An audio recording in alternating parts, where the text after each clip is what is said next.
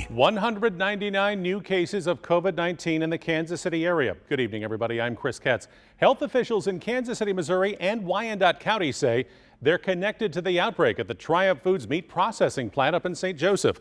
422 employees there have tested positive for COVID-19, nearly all of them symptom-free. And we've now learned about 60 live in Kansas City, Missouri, 78 live in Wyandotte County. KMBC 9's Brian Johnson is up in Buchanan County after talking with workers up there. Brian?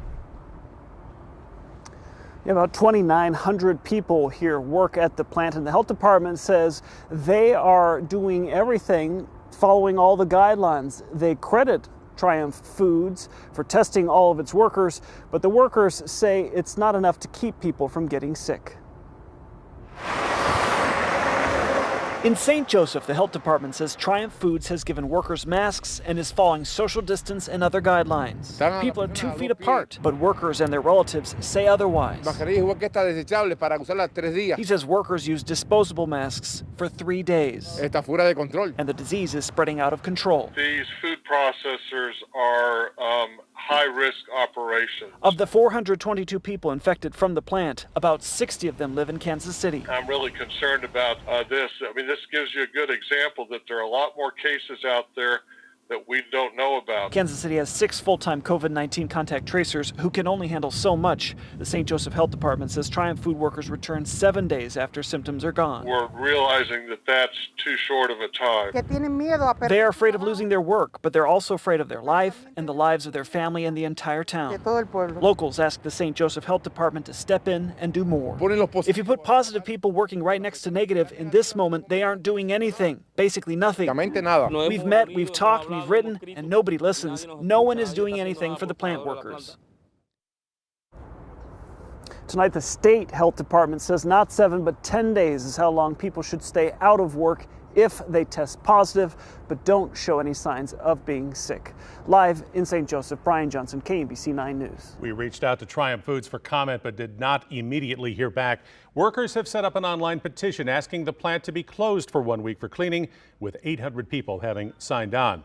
Platte County is reporting its first case of COVID-19 at a long-term care facility. A resident has tested positive at the Riverside Nursing and Rehabilitation Center. A team of nurses now testing staff and residents there. Positive cases are spreading at long-term care facilities in Johnson County, Kansas, where 132 people have the virus, 33 people have died. The main outbreak is at Brighton Gardens in Prairie Village, where 3 people have died. County leaders say dozens more residents there tested on Friday. Another 4 people tested positive for COVID-19.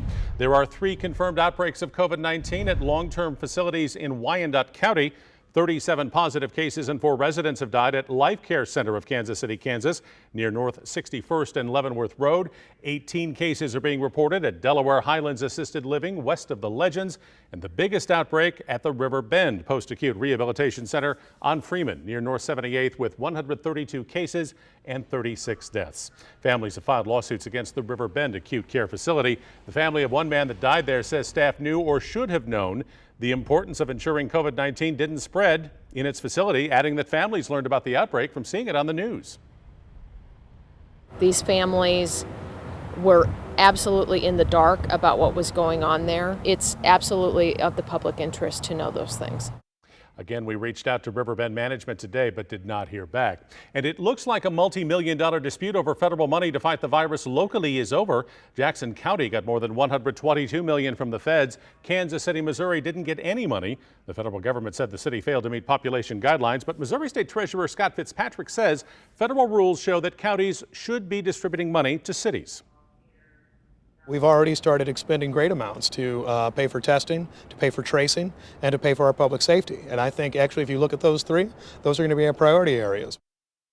The city is still in an argument with Clay County as the county kept about $4 million to be spent on the part of the city in Clay County. Wineries are hoping to reopen as soon as possible. KMBC 9's Alan Shope shows us why one local farm says its open outdoor space provides them enough room to operate safely. Right now we're still doing the grab and go wine. It's been pretty good. Stonehouse Farms in Lee Summit has been making and selling wine for 24 years. A pretty good job if you can get it. It is very nice. But the last 6 weeks has seen cancellations, postponements, and wine sales cut to just 1 day a week for 4 hours. The owners say it's customer loyalty that's kept them going. Wholesalers have really, like Hy-Vee, has really stepped up and helped us out during this time. Brett says he understands safety restrictions in the city, but out here, I know the bigger cities are having some problems, but out here it's very wide open. Brent says the time off has given them the opportunity to get things done they wouldn't have been able to otherwise. He fears that other smaller wineries in the area might end up going out of business the next several weeks. That's why he feels now might be the right time to reopen, as long as it's safe. I definitely think it's time to reopen. And while the event space may stay closed a bit longer, the company says it's the product itself and those who support it that will keep them in business. We've got a lot of really good customers that help us out. In Lee Summit, Alan Shobe, KMBC 9 News. The winery plans to reopen the outside wine tasting area May 15th. They hope to be back in full operation by the fall.